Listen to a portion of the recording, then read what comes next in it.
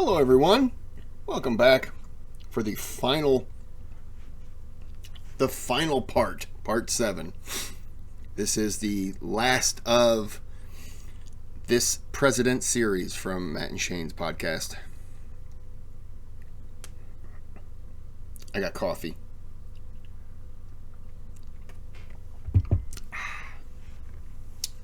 So, let's get into Trump and the human story. Guys were like, when I got an idea, I know what I'm singing about. I know what I'm about. I know what for Clinton, it was the American people. He said it all the time. I don't think the American people want that. Like, he was connected because he was a son of a Vegas blackjack dealer. He was an American. When Obama was president, he was an American. So to me, Trump changed the game in a way a lot of people could have and didn't. But I think it's got limited legs. And I never thought, I think a huge mistake that the Democrats made was to shit on the people who loved him. That's a dumb fucking they can't stop doing it. Basket of deplorables. They can't stop doing it. It's just the stupidest thing you can do. The thing that progressives do that I've never seen in all of these years we've talked about, never seen a political movement do, is assign people to the other side. Yeah. What Clinton did, what anybody running for president, Nixon did it. You could see examples of all of them when they talked, like, especially when they started doing town halls, which was a great addition to it. They would say, somebody would stand up and say, I don't want to vote for you because I'm a Democrat and because I think you're, whatever. And they go, okay, tell me, what does that mean to you being a Democrat? Yeah. Well, the economy is very important to me, and healthcare, and I want people to be taken care of when they're older, sick. And he goes, I'm afraid to tell you, but you're a Republican. That's what people do, is like, come here. I've got the same. I'm like you. You're like me more than you understand. Now, and they hedge it. They go like, now I don't agree with my opponent's bill for healthcare, but I have the same concern as you do about healthcare. I have the same values you do. We're like, you should vote for me. But what progressives do is you actually say to them, I'm a progressive. Yeah. And they go, really? Prove it. Well, I'm for gay marriage. What do you mean gay? What do you mean marriage? Yeah. You are a Trump. They tell other people that they belong to Trump. They give him, they push people away. They pushed everyone to him. Because the goal is not actually to win and to change the country, which is a ugly, difficult, to really change the country is a gray, difficult, boring, bureaucratic, unsatisfying, slow business. And people want to be able to make it happen like this. I can just, and they're not trying to make something happen. They're just trying to feel, they're trying to show what they think and perform what they are and just get it. And they're addicted. It's a sickness. There is this need, both parties will do it, where it is, Obama said, when he goes back to getting things done, Obama said, if you can move the needle just a few points, then you've done good. Because just a few points, I'm in flooring. But you could use this really in a lot of different things. But just imagine that right now I'm at 0. I'm at 1%, right? But in the stratosphere, that 1%, that going from here to here, way up there, as you could say, going down, gets to the people, that 1% is drifted a lot. It could be 10%. You can really affect, as you get further down into the people, you can really affect change, pro and con. Well, unfortunately, a president will come in and he has 1/3 power. If one of the houses, let's say the House, is the opposite party, they will fight him on paying the bills that he's trying to get pushed. If it's the Senate, They may just not vote for it. Anything that he wants, they're not even going to take up. And so it just gets to this point of maybe we need to make changes, not just at the presidency every 4 years. Maybe the House and the Senate, they should have terms as well. Because you can have one person in there for 30 years.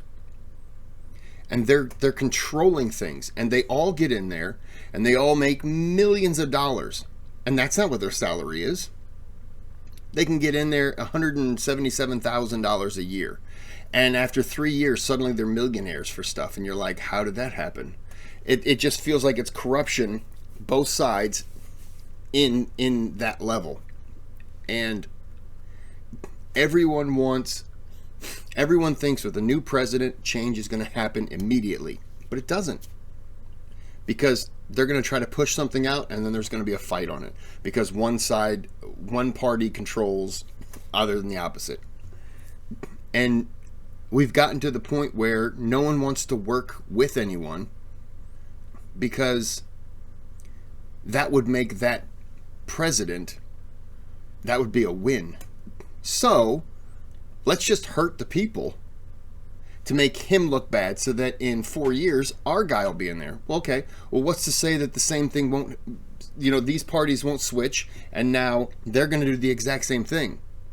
Well, now it's been 8 years, not much has gone through. Both the parties, the House and the Senate and the House, they're fine. 8 years later, they're fine. They're still doing their thing. 2 different presidents. But the American people are sitting back there blaming the president for not getting things done, when it's the parties that are preventing it. It's the houses and the Senate who are filled with a majority of one side over the other. They're the ones that are saying, screw the people. We want our side to win. And it's like, you got to, when you become president, you can no longer become president of your party. You are the president. It's not Joe Biden, Democratic president of the United States. No, he's the president of the United States. You have to be able to work with both sides. And anymore, both sides don't want to work together. And that's us suffering. And it is so infuriating. And yet I'm told, well, that's politics. No, it's not. If that's politics, then change it. Well, you can't change politics. Yeah, you can. George Carlin once had a great thing about drug dealers will launder money, like Colombian drug dealers or Mexico drug dealers, whatever, will launder money into the U.S. because their money could be safe here. Well, who does all that laundering? Bankers, corrupt bankers who are willing to do that. He said, then we go after the drug dealers. How about we go after the bankers? He said, you execute a few bankers, that money ain't going anywhere. Yeah. Start removing the bad apples, as they would say, and you're going to find things change. But the unfortunate part is, we are so far left, so far right, that the people who are in the middle that are like, I don't agree with my own party, that side, and the other side's going, I don't agree with my party on that side. I'm closer to the fence, which is where most are. But the extreme wings are the loudest. And they say the squeaky wheel gets the oil. Both sides are squeaking. And they're just demanding that everyone is in agreement with them. And it's like, but they're not. So we have to funnel it down, because it gets so annoying. And yet you learn that the next presidential cycle, it's really not going to fix. And I want to also say something that Louis CK said, which is very true. I didn't agree with much of anything that Trump did. He met with Kim Jong-un, from the North Korean dictator, and I was annoyed by that. It was a good thing. I believe You have open dialogue with your enemies. You keep the dialogue open.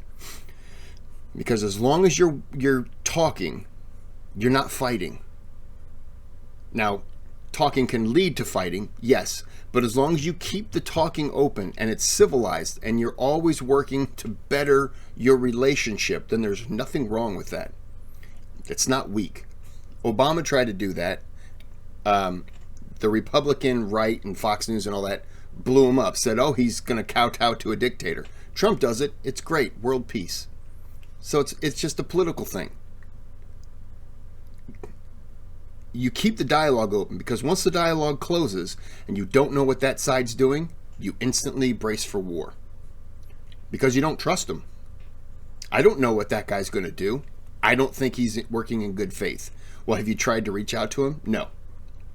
And the American president won't necessarily reach out to Iran, Venezuela, all these other countries that maybe we have issues with. They won't reach out to him to start a dialogue. Why? Well, it's weakness. No, it's not. Weakness is when you are in office and you're telling boys, girls, men, women, they have to go to war and fight because your ego couldn't pick up a phone. And this is not an attack at Trump or an attack at Biden or any other thing. This is just a fact. It's what I believe. Weakness is making someone else fight your battle.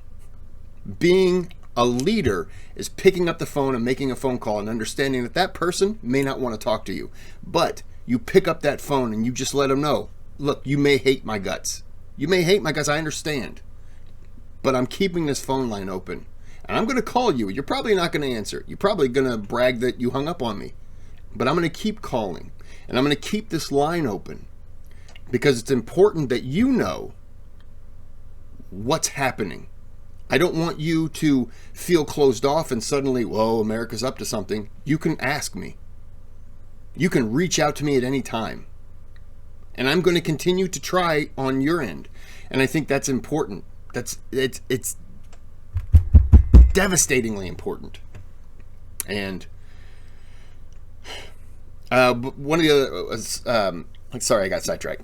One of the other things that I was happy, Trump did I call it the crime bill, but it reduced crime for stupid charges like the 3 strikes you're out and drug charges, marijuana, people serving life in jail for marijuana possession. If it's legal in some of the states, then the federal laws should change. And he did kind of, I don't remember what all was involved with that, but I know that he lightened up sentences a lot and people got out of jail, deservingly so. I said, that was good. That's good. No one should be in jail for having 15 pounds of marijuana. I'm sorry, that's not a life sentence. It's just not. And he changed some of that. And I thought that was great. And then I was told, oh, so you're a Trump fan now. No, I just agree with what he did here. So you're a Trump fan. So you're a misogynist. It's like you're bunkering down and you're bunkering down. Is that what I was? You're hunkering down into your fighting trench line, and you're saying, "Oh, we can't trust him now." No, I don't trust somebody who disagrees with some other politician because they're on the other side, whether it's a Democrat or whether it's Republican, who just believes that that person is evil and does nothing but evil. That's who I don't trust. Because you are so wrapped up with what you want that you don't care about anything else. And I hate to say this, but we only have 2 parties. We should have 10. But if you say we only have 2 parties and you split it down the middle, you're saying that 175 million people, you don't care about them. And that you just can't say that. Sorry, I went on a little tantrum there. I apologize. I feel sorry for them. I don't hate people like this.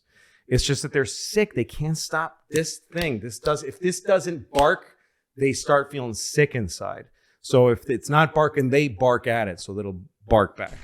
And that's on both sides. Yeah. That's everybody on the Trump side. That's everybody on the progressive side. Yeah. It's sick, but I feel I'm skipping over Trump because I think the whole country has been in a fevered nightmare for all the time he was president, and he was the perfect president for the time we were living. Yeah. He was all the people that hate Trump that really hate him are exactly like him, and they picked him. CNN and MSNBC refused to talk about any other Republicans. Like, I wrote a dumb thing that I never should have written about Trump, and the point of it was pick a real conservative. Like, I'm not a conservative generally. I am about some things. I mean, look, if I go to a smoothie place, I don't pick one of the like cool blue or the berry. I like to make my own. That's the way I am politically. Like bananas with some spinach and some, agave. Okay. So that's the way I am politically. But I think I wanted to say, if you're going to pick a conservative, pick a person who's going to really talk about conservative politics. There's a lot of value in that. And then let's have a real debate. Trump wasn't that to me. He was a psycho, weirdo fucking salesman, and he was extremely effective. Yeah. Fascinating, had his finger on the pulse of the people, knew how to run a rally, and then would get in his helicopter, by the way, and buzz them because he thought it was funny to watch them run in fear. He's a screwed up dude. Nah, But he the did that because it was country- cool. it He was did that like- because it was cool, and the people down there were probably like, yes. No, he's Bro, like scaring them. Here's the thing with Trump. To me, he's just a result of where we were politically. He was a result. He's a result. He's not the cause. And then to watch the way the left kicked and screamed the entire time he was in office, and they got their way. They got their way. And that's what bothers me, because there's a part of me that's always like, look, I'm glad he's gone so we don't have to fucking fight every single day. That was annoying. But then it's like, do I want to reward the side that fucking cried every day when they lost? Do we want to reward them with an actual result, which is they got their guy who happens to be dead? Well, I guess Like, what I I think don't is know. the only way you get out of nightmare moments in history, which happen all the time. Yeah. They come and they go, and they come and they go, and they come and they go. It's just constant. And every time you think this is all over, like I used to tell my kids and people, around me that were really upset when Trump won, hey, that's how we felt when Reagan won. And, we got a lot of good after him, and even some good out of him. And I like when people are afraid of, we're afraid of terrorism. I mean, that was all anybody cared about. Yeah. After 9/11. And I remember telling people, everybody was like, we're all going to get blown up. This is going to be the end. There's going to be many more 9/11s. And I go, that's what we thought about nuclear war. That's what we thought about. So these kind of things do happen cyclically. And I think that the only way you get out of them is by giving up on our side, your side. And I see people doing that. I see everybody doing that. I see it in the way what you do on stage. I see it in the way when you first, I remember this is the way I tell myself the story. You would go to the Comedy Cellar and you want to tell some jokes about your dad. And you'd say, my dad is a Fox News guy. And they all go, boo, because it's their place. It's New York City. And they have no shame just booing a guy. Just booing my dad. Boo! Boo! This is definitely the right move. Boo! And you would take it with your red Irish half retarded face, and you would just take it and get angry. But you'd swallow the anger and you'd continue talking about your dad. And it was hard. And you kept going to these. And you're not you're not being Theo Vaughn playing in the South. You're in New York City. Nothing against Theo Vaughn, but you're here. And then one night you said, they booed. You said, my dad's a Trump guy. I mean, he's a Fox News guy. And they said, boo. And you said, hey, all your dads are Fox News guys. And they went, oh, fuck. Yeah. And you said, and guess what? You want your dad to be a Fox News guy. And you found this common ground with them. And the thing that SNL really fucked up by not having you on there. And by the way, you wouldn't have been able to do what you do on SNL. Of course. But if you could have been your version, the thing that you do that's great is that you make fun of Pennsylvania, Fox News, Trump world because they're your family and you love them and they're part of you. and yet you hate them. You want out. You're growing up, and so, but you know how you can only make fun of somebody. I'm going back, dude. You can only it's growing on. You me. can only make fun of someone Yeah. if you love them, if there's love there, and you know them. And Seth, fucking Myers. And Trump, Oh, God. there's no fun. Their jokes are crafted, but there's no. I don't give a fuck. And it's all like it's us versus those. Yes, idiots. that's not fun. It's fun to watch a guy go, "This is my dad." Listen, you want to know about. Yeah. You want to know what's really flawed about a Fox News guy. Listen to the stories about my dad and unfortunately, you're gonna like my dad. Yeah. You're gonna like him, and that mix, that being able to like go like, you fucker, but and I can't get. You and I probably disagree about almost everything, but I can't get your sound anywhere else. I can't get your sound of humanity anywhere else. I was doing this job once, and it was this foot long by a half a foot rectangle like tiles that are made of like limestone and stuff.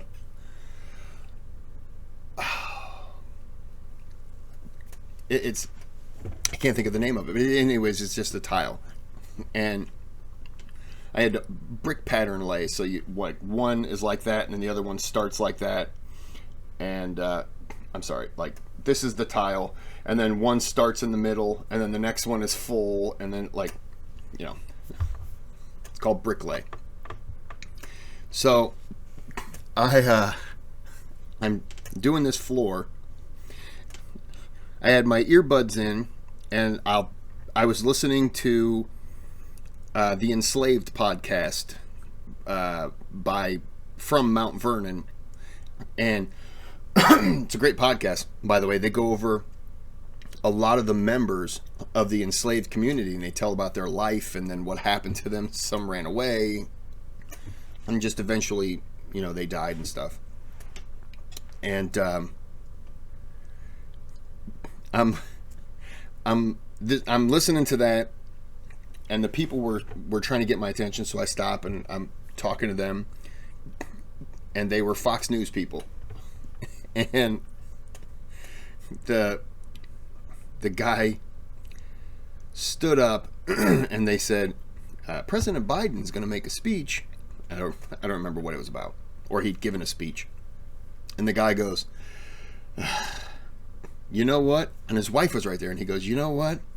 And he just leaned sideways, and this guy just ripped a guttural fart. Just, I mean, it came from the middle of his chest and pushed out, and it was just, and I just kind of started giggling, and the wife was like, honey, and he goes, I don't need to listen to no Biden speech. What I just did is already smarter than anything he's going to say. And I started kind of giggling, and she goes, you say that about Trump too? And he goes, yeah, he's a babbling idiot too. And I just kind of laughed, and then I realized that they had been watching Fox News, and I was there for a week. They had been watching Fox News virtually all day. They were both retired, and they were taking turns, taking a break, just to walk around the house and to read and do all this stuff. They were getting so furious hearing about both of them. And I don't know what it was, but it made me happy to know that this guy is so angry about the current president that he believes his farts sound smarter. And on top of that, he's equally as hateful as the former president.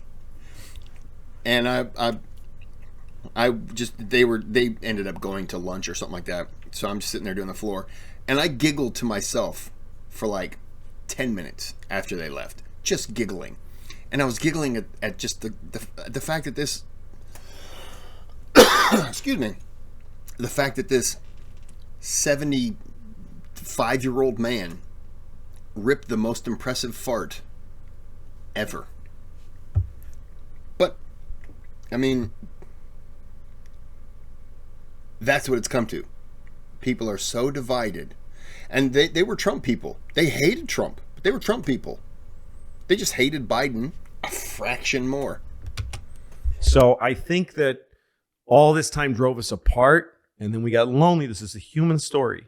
You want to get away from people that you think are hurting you, and then you miss them so much, and then you come back together, and we'll do it again. But I do believe, and again, I do think that, I mean, Trump could have, he ran for president every election.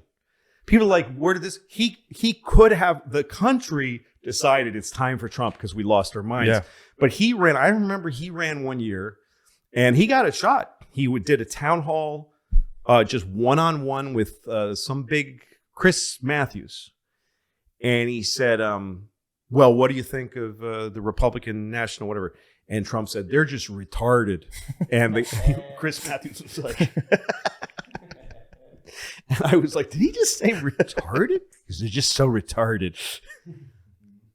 And nobody took him seriously. Yeah. He ran every 4 years, and it would just be like, "Stop it." There's an interesting Trump's, thing give me the fucking break. with Bannon. But this, what? Yes. Bannon there's a YouTube video of Bannon doing an interview about Trump and like finding Trump, and like he's taking a lot of credit, but the populist movement, which is Jackson, like just being like, there's something here. We can do this.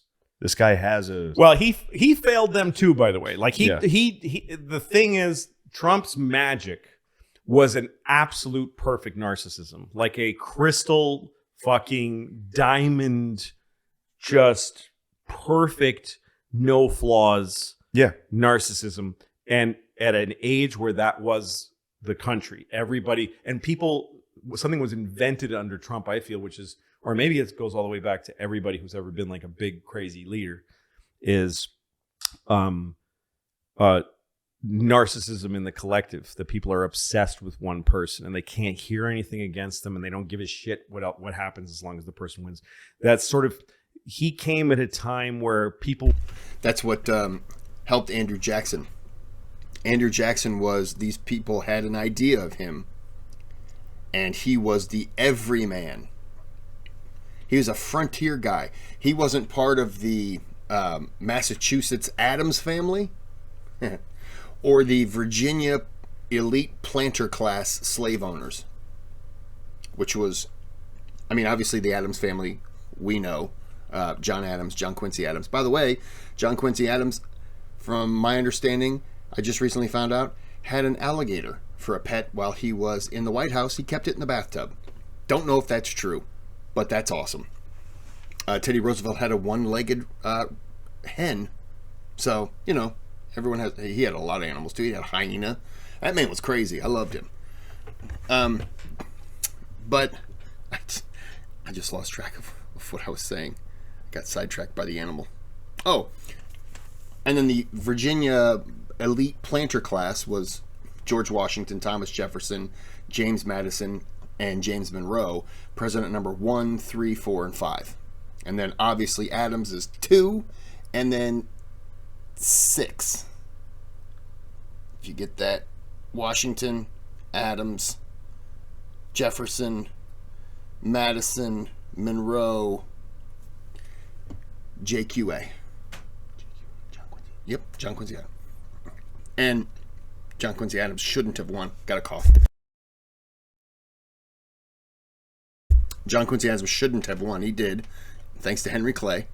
But that loss just elevated Andrew Jackson to a higher level. And I love Andrew Jackson's life, his life story. I used to find his presidency interesting. Andrew Jackson would just show up and just, I got a cough again.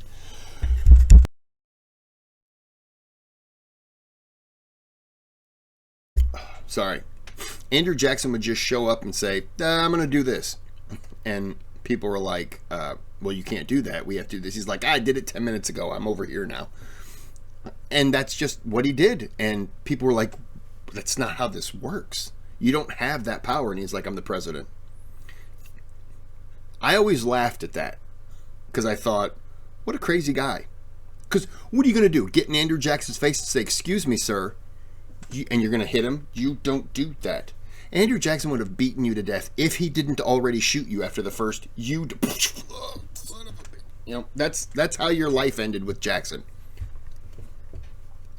So, I always found that humorous. And then Trump got in office. And I was like, oh, this is what they dealt with. Trump just does his own thing. That's what Jackson did. Now, as somebody who leans more Democrat, I can't look at what Jackson did and be like, that's hilarious. And then have it happen over here and go, oh. Because now I understand. And I'm like, well, so I have to be fair. I wouldn't have appreciated Jackson's presidency, even if he was a Democrat and I lean Democrat. Still, you can't do that. And he couldn't do that. So I try to be fair in my judgments is kind of what I'm saying. And I got lost as to what all I was saying. But that was Trump. When I visited in the summer of 2017, I visited Andrew Jackson's home. I visited on an extremely hot day. I did not venture much beyond the house to look at the slave quarters and walk the grounds. I was like, no. It was 100 degrees outside, Fahrenheit. No. If I'm going to sweat, I'll sweat indoors with the air conditioning on. I went to their little cafeteria, and I had a sandwich that was named after somebody. All the sandwiches were named after somebody, and I was like, okay, so what is this? And they were like, oh, well, and then they would explain it to you. And I was like, okay. And then I jokingly told the woman behind the counter, I'm surprised you don't have the Henry Clay sandwich, huh? And she just looked at me and she goes, he wasn't friends with Henry Clay. I was like, yeah, I know. I just figured it'd be a sandwich with like a cat turd in the middle of it and just be like, here you go, eat up, you piece of shite. But she didn't find the humor in it. And I didn't want to explain it. I was like, you should have a Henry Clay. He didn't like Henry Clay. Oh, yeah, no, you're right. Absolutely. Didn't get the joke out. You're correct. We're obsessed with personal attention, with feelings, and they just were in denial about what's going to happen next. Again, he was a result. Yes. He was a result of social media. He was a result of how America is acting. And like, he was also a result of the left being complete fucking dickheads. And it was more fun to be like, I want to watch Trump win and watch these fucking people that openly hate me. I want to watch them cry when Hillary loses. I understand. It was the same thing. I understand that. And I felt in agony every minute that he was president, and I hated it. But I understand that. I understand why people dug him. I didn't vote for him. I didn't vote for him, but the night he won, I was doing an open mic and I was like, this is fun. I got to watch all the fucking alt comics literally cry. Listen, when I was happy. I was on tour when he won, and I was in Dallas the night he won, or the night after, the first day of him being president. And I said, hey guys, all this stuff about because everybody was into problematic and writing think pieces about, this and that. I was like, so this is what you did. Thank you. Yeah, this is where it got us. That was my feeling back then, was like, this is what's happened, is that there's no conversation going on anymore. Nobody's really defending liberal politics, and there isn't a real conservative running. It's just a shit show and a piece of shit won. The right can just put out a guy that goes, aren't they fucking crazy, and do well because of how crazy the left is. I think not all the left is crazy. As I said, there are the extreme wings on both sides, and when you say, look at those guys, that's who you're going to highlight on both sides. Those are the squeaky wheels. Those are the ones that are always and you're just like, oh my gosh, shut up. Whether they're your political side or not, you're just like, if it's your political side, you're like, hey, do us all a favor and just shut your face. Just shut up. Just shh. And if it's the other side, you're like, do us all a favor. Shut your mouth. Shut your face. Shut up. Shh. There's no difference. You're saying the same thing. But whenever you hear the right's this, the left is this, they're not talking about those people in the center who are looking over going, do I have to be affiliated with these people? Because there's a big chunk of people in the center touching that fence that's in the middle. That's where I want my people to be. And I try very hard to stand on that fence, but I do tip a lot into the Democrat. But that doesn't mean I'm 100% on board. And I think to be sane, you shouldn't be. No one should be 100% behind any president, because then you're not really paying attention to what they're doing. You're just saying, oh, they put out a bill, it's got to be good. Oh, they did this, got to be good. Oh, they called that person stupid, got to be good.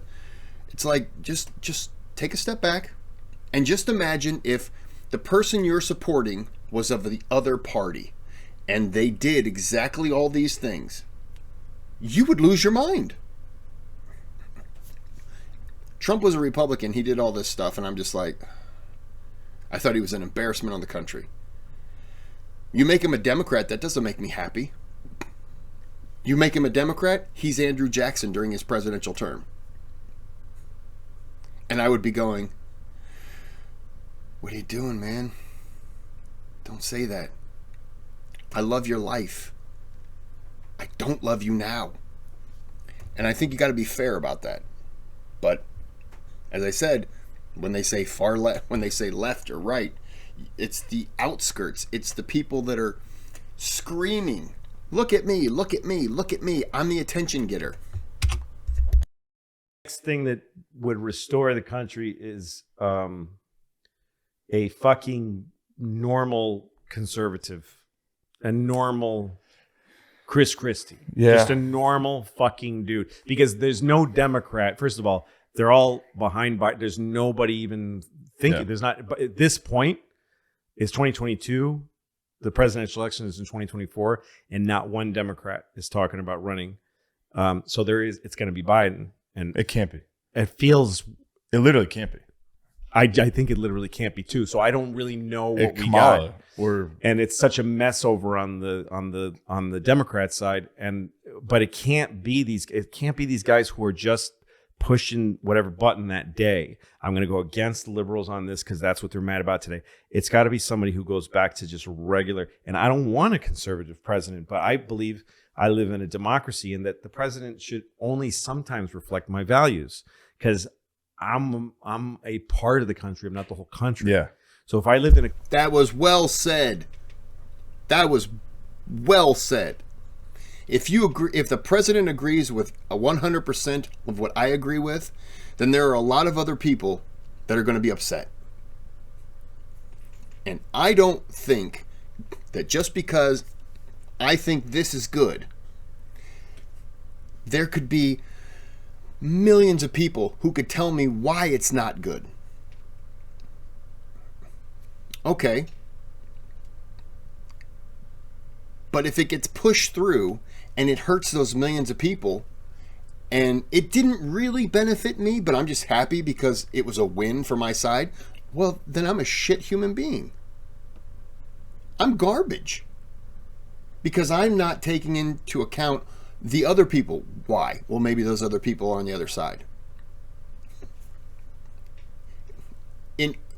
In order for a president to be and take out the House and the Senate, okay, take out the things. In order for, to me, a president to be a true leader, you are going to always take things from the other side, things that they value, things from your side that you value, and then split the difference. People are going to be excited because things passed, and they're also going to be a little upset because things passed. As long as you are fair and in the middle with what you do, and you do show, look, I'm helping you even though you didn't want me to be here. I'm helping you because you voted for me. If you do it that way, to me, you are a good leader because you're leading everyone. You're not just saying, okay, look, here's that fence I was talking about, right? Everyone on that side, they don't even exist to me. You can't lead a country by your party. You got to lead everyone. And that's just my opinion. country where I love the president my whole lifetime, that would be fucked up because I only agree with about 38% of the people in the country. Yeah. So that's, to me, the what is the test of what a president should be? Is it that he should be compassionate, strong, all these? To me, what he should be is a representative of the people's will. Remember this thing that I said. He is a president. He presides. Like when they talk about, like real intellectuals talk about it, and real press guys, they say you are president. They don't say you're the president. They say you're president. And Obama used to say, when it comes to president, he didn't say being he would say president, because it's a verb. It's you're presiding. Like I said, it's a simple job. Trump always talks about leader. When you're a leader, you're not a leader. You're not a ruler. You are presiding over a process. You're presiding over a process of equals deciding things together. You're supposed to be just one of the people who was chosen to step up and run shit for a while, being told by this group of all we also voted for what to do. That's what the legislators, and then these 9 people who are looking after, making sure that it's supposed to result in the right thing and keeping the tiller in the right direction. Yeah. But it's a humble position. That's why I don't think it belongs to a guy like him.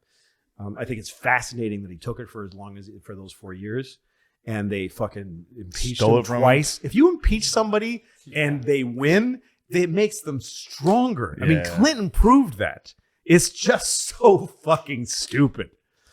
If it wasn't for COVID, he'd still be there. I don't know. It's hard to say. He really was running hot, and he didn't give a fuck. And that's just something's gonna get you. Same with Nixon. Same with Caligula. Just something that you left because you didn't care. Same with Putin. I mean, these guys who just they create a ball of energy that shoots so high, but it burns everything around them. And when they need someone, if you stay in politics long enough, you're going to have a moment where things aren't good, and you look to your right and somebody's like, fuck you. And you start to take a dump into the ground.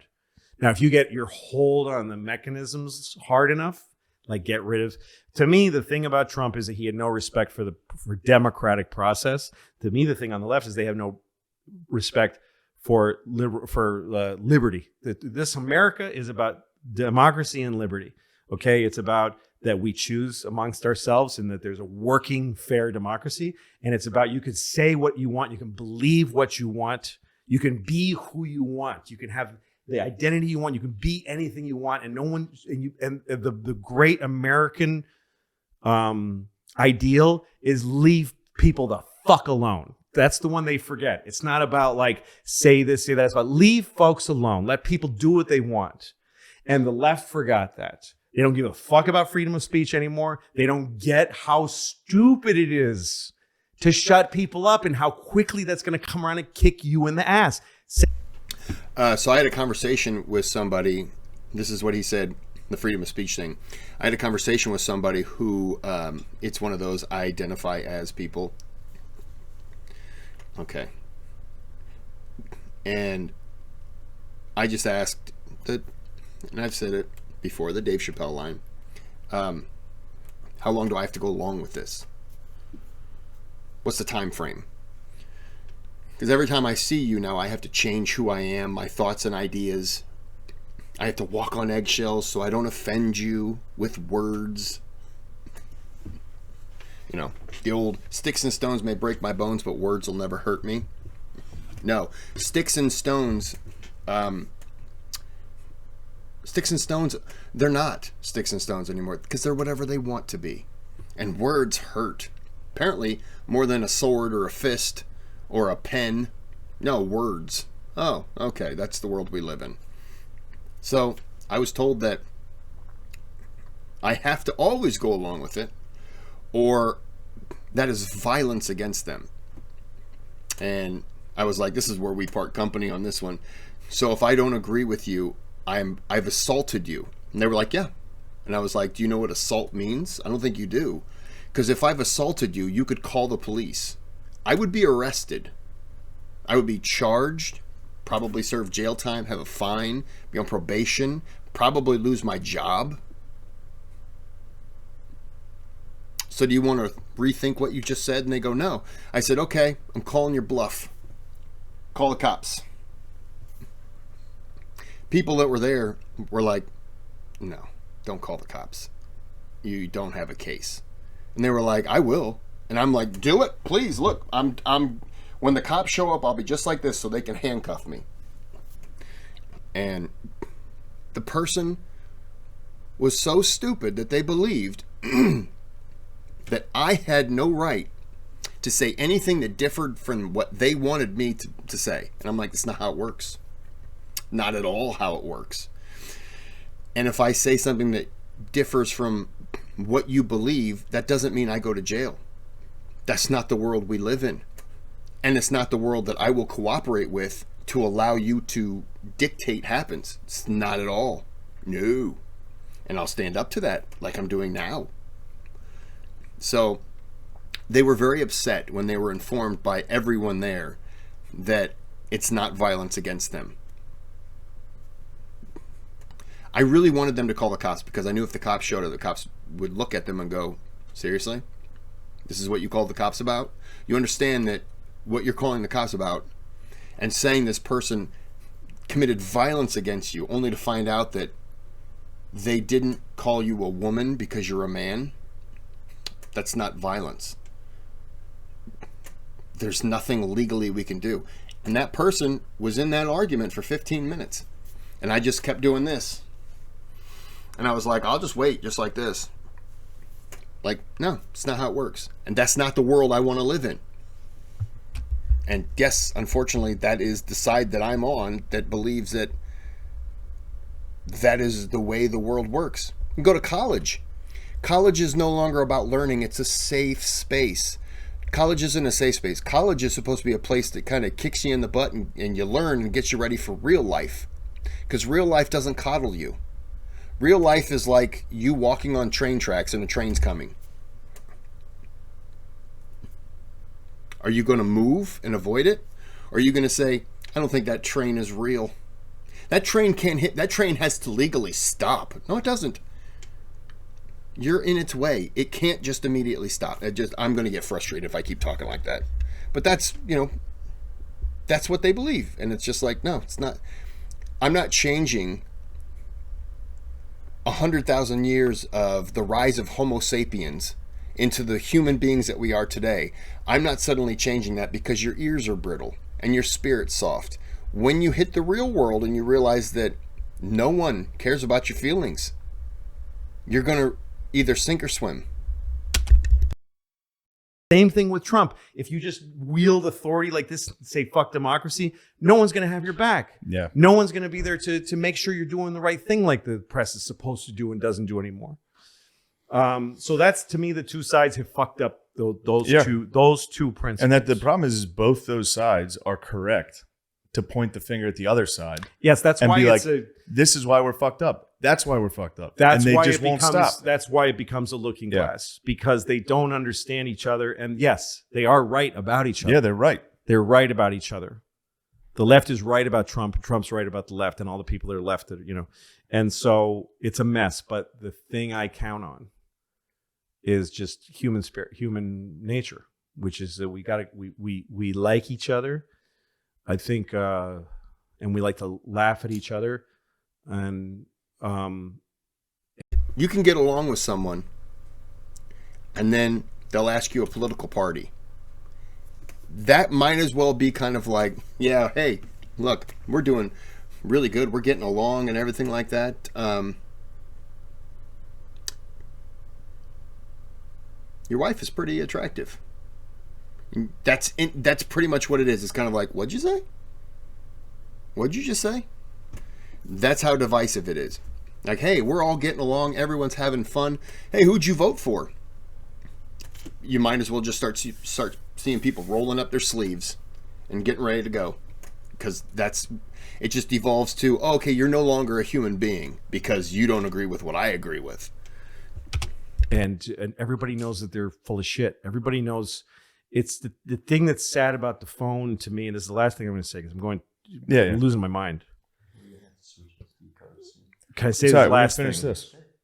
You get on a subway train or on a bus or on a plane, and you look at another person, and there's that weird eye contact thing. You're like, ugh. And you look at a person, and you kind of hate. We're reptilian. Like, I don't know, fuck that guy. Yeah. He's competition or whatever it is. But you look at a person and you go, he ain't that bad. And then you see him look at you and you see yourself through his eyes and you think, I ain't that great. These are these two very important parts. He ain't that bad. I ain't that great. And you get that from eye contact and personal contact and through forced, you just around people that you don't love, around people that that aren't like you. That's why I've always loved New York City, because I always used to feel like that. But with this thing, you don't have to ever have that moment. You just looking into this, and it keeps this magical algorithm keeps telling you more and more of what you want to feel. It doesn't give you any.